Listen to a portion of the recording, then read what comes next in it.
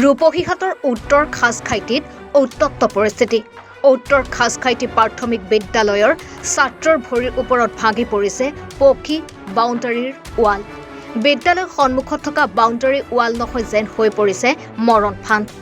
বিদ্যালয়ৰ সন্মুখৰ এই বাউণ্ডাৰী ৱালখনে ছাত্ৰ ছাত্ৰীৰ জীৱনলৈ কঢ়িয়াই আনিছে ভাবুকি। মকবুল মাষ্টাৰ নামৰ লোকজনে নিৰ্মাণ কৰা পকী ৱাল ভাঙি পৰিছিল হেলিম আহমেদ নামৰ ক শ্ৰেণীৰ ছাত্ৰজনৰ ভৰিত। মৰণ ফান্দ সদৃশ ৱাল নিৰ্মাণ কৰা মকবুল মাষ্টাৰে আহত ছাত্ৰজনৰ খবৰ নোলোৱাৰ অভিযোগ তুলি সৃষ্টি হয় উত্তপ্ত পৰিস্থিতিৰ। সম্প্ৰতি নগাঁৱৰ ব্যক্তিগত খণ্ডৰ নাৰ্ছিং হোমত চিকিৎসাধীন হৈ আছে আহত ছাত্ৰজন। ঘটনাস্থলীত কাৱৈমাৰী আৰক্ষী উপস্থিত হৈ পৰিস্থিতি নিয়ন্ত্ৰণ কৰাৰ লগতে ঘটনাৰ তদন্ত আৰম্ভ কৰিছে।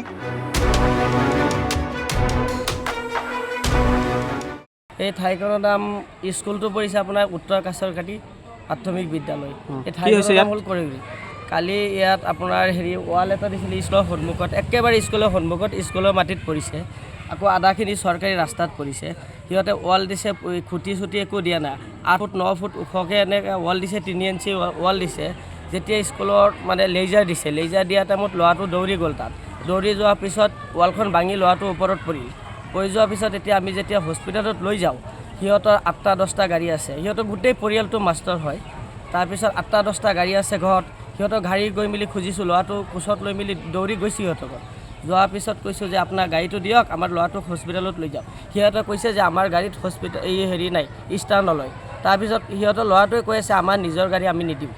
তাৰপিছত এতিয়ালৈকে সিহঁতে আজিলৈকে খবৰ ল'বলৈ যোৱা নাই। যেতিয়া নেকি আমি ইয়াত সুধিছোঁ যে আপোনালোকে খবৰ চবৰ নলয়, কিবা এটা ব্যৱস্থা কৰক, সিহঁতে কৈছে এটা ল'ৰাহে দুখ পাইছে আৰু 2-3টা ল'ৰা আৰু 2-3টা মৰি লওক, তাৰপিছতহে আমি চাবলৈ যাম। এতিয়া চাওক, সিহঁতে গুণ্ডাগিৰি কৰি আছে, এনেকুৱা গুণ্ডাৰাজ চলাই আছে। সিহঁতৰ পইচা হৈ গৈছে, পইচাওয়ালা মানুহ। স্কুলৰ সন্মুখত এনেকুৱা গুণ্ডাৰাজ চলাই আছে। সেইটো আমি উচিত তদন্ত চাওঁ, উচিত তদন্ত বিচাৰোঁ।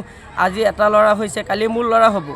স্কুলৰ সন্মুখত এইটো চাই লওক আপোনালোকে, বাঁহজোপা যে দিছে স্কুলৰ ঘৰৰ হেৰিৰ ওপৰত, টিনৰ ওপৰত বাঁহজোপা দিছে। এতিয়া বাঁহজোপা চব ভাঙি মেলি সাপ চাপ ওলাই। সৰু সৰু ল'ৰা ছোৱালী, LP স্কুল হয়, যোনটো ডাঙৰ ল'ৰা ছোৱালী নহয়, ইয়াত নাহে। সৰু সৰু ল'ৰা ছোৱালী বহুত ৰিক্সৰ কথা হৈ যায়। আমাৰ কালি এইটো ল'ৰা হৈছে, কালি মোৰ ল'ৰা হৈ যাব, তেতিয়া আমি কি কৰিম? আচ্ছা, স্কুলৰ লগতে আছিলে নেকি বাউণ্ডাৰী ৱালটো? বাউণ্ডাৰী ৱালটো একেবাৰে স্কুলৰ লগতে, স্কুলৰ মাটিত পৰিছে, 2 ফুটমান স্কুলৰ মাটিত পৰিছে। ৱালটো কাৰ আছিলে? ৱালটো মকবুল মাষ্টৰৰ আছিলে। মকবুল মাষ্টৰ। সিহঁতৰ গোটেই পৰিয়ালটো মাষ্টৰ। সি নিজেও এটা মাষ্টৰ হয়, এটা স্কুলৰ হেডমাষ্টৰ হয়, LP স্কুলত। এতিয়া চাই লওক, সি হেডমাষ্টৰ হৈ মেলি যদি তাৰ মানৱতা নাই, বাকী ৰাইজৰ কেনেকৈ থাকিব? মূৰ্খ মানুহৰ কেনেকৈ থাকিব মানৱতা? এতিয়া আপোনালোকে কিবা এটা উচিত তদন্ত কৰক। এইটো নিউজ লাইভৰ জৰিয়তে আমি কৈছোঁ, বিচাৰ দিছোঁ। এইটো চৰকাৰে, এইটো আমাৰ CM ছাৰে চাব লাগে, শিক্ষামন্ত্ৰীয়েও চাব লাগে। এনেকুৱা অৱস্থা যে হৈ আছে, এনেকুৱা গুণ্ডাগিৰি কৰি আছে সিহঁতে। এতিয়াতো আমাৰ দুখীয়া মানুহৰ কাৰণে বহুত দিগদাৰ হৈ গৈছে চলা ফিৰা। সিহঁতে JCB TCB চলাই ৰাস্তা ঘাট চব বেয়া কৰি দিছে। তাত এটা স্কুল খুলিছিলে, স্কুলৰ মাটিত সিহঁতে খান্দি মেলি বেচি দিলে, মাটি চাটি খান্দি মেলি 8 ফুট 9 ফুট ড্ৰ কৰি মাটি চাটি বেচি দিলে। 500 টকা গাড়ী। সিহঁতে মানে পইচা হৈ গৈছে, দুখীয়া মানুহক কোনো পাত্তা নিদিয়া। আমাৰ স্কুল টিস্কুল একো সিহঁতৰ মানৱতা একো নাই। কোনটো স্কুল আছে, কোনটো কি আছে, সিহঁতে নাচায়। আচলতে মকবুল মাষ্টৰ কাছখাইটি গাঁৱত কি গুণ্ডাৰাজ চলাইছে নেকি? গুণ্ডাৰাজ চলাই আছে সিহঁতৰ পৰিয়ালটোৱে মানে গুণ্ডাৰাজ চলাই আছে, এনেকুৱা অৱস্থা। দুজন শিক্ষক আছে, নামটো তেওঁলোকে আপোনালোকে নিশ্চয় গম পাইছে। তেওঁলোক সমাজ ব্যৱস্থাৰ লগত একচুৱেলি জড়িত নহয়। থকা হ'লে এই ঘৰটো যেতিয়া বনাইছিলে 9-10 বছৰ আগতে, তেতিয়াও কেছ কৰা হৈছিলে।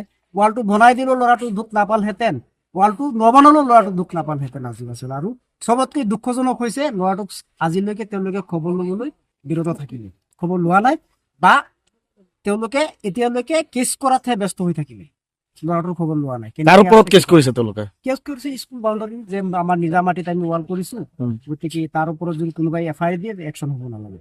সেইবুলি আমি এজাহাৰ দি পঠাইছিলো কালি। তাৰমানে স্কুল শিক্ষক গৈছিলে, প্ৰধান শিক্ষক আৰু ল'ৰাটোৰ বাপেক, অভিভাৱক বিদ্যালয়ৰ সন্মুখত যি বাউণ্ডাৰী আছিলে, বাউণ্ডাৰীত এই ঘটনা সংঘটিত হৈছে। বাউণ্ডাৰী অলপ ঘটনাটো সংঘটিত হৈছিলে। গতিকে তাৰ বাবে এটা উচিত তদন্ত বিচাৰিছো আপোনালোকৰ জৰিয়তে, বা আমাৰ কাৱৈমাৰী আৰক্ষী ভাৰপ্ৰাপ্ত বিষয়া উপস্থিত আছিলে, ফিল্ড ভেৰিফিকেশ্যন কৰি গৈছে। গতিকে দেখা যাব, আস্থা আৰু বিশ্বাস থাকিব। তাৰমানে ঘটনাটো হৈছে, আমাৰ যি 1 শ্ৰেণীৰ ছাত্ৰ ছাত্ৰী আছে, সিহঁতক আমি 12টা বজাত খাবলৈ দি দিওঁ 12:10-15 তেনেকুৱা হৈ যায় আৰু 12:30 তেনেকুৱা তাৰ মাজতে আমি খাবলৈ দিওঁ।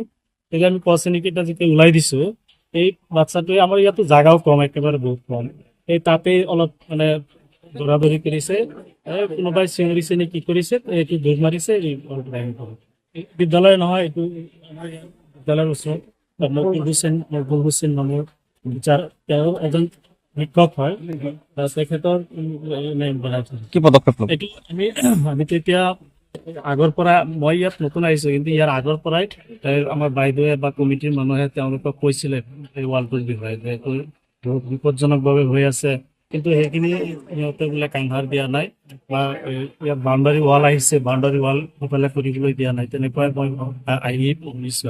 আপোনাৰ বিদ্যালয়ৰ ফালৰ পৰা কি ব্যৱস্থা গ্ৰহণ কৰিছে বৰ্তমান? বিদ্যালয়ৰ ফালৰ পৰা এতিয়া আমাৰ আৰক্ষী উদ্যতন কৰি জনোৱা হৈছে, এই বিষয়ে তেওঁলোকে তদন্ত কৰিব। যিগৰাকী শিশুৰ বৰ্তমান স্বাস্থ্যৰ অৱস্থা কেনেকুৱা? শিশুগৰাকীৰ স্বাস্থ্য খুবেই বেয়া, তাৰ যিটো ভৰিত দুখ পাইছে, ভৰিটো মাত্ৰ মানে এটা নাৰ্ভহে বোলে বাকী আছে আৰু গোটেইখিনি নাৰ্ভ ছিঙি গৈছে। এতিয়া মানে ওপৰলৈ আল্লাহ তালাই যদি মানে ৰক্ষা কৰে আৰু আমি দোৱা কৰি আছোঁ। আপুনি বিদ্যালয়ৰ কি হয়? মই সহকাৰী শিক্ষক।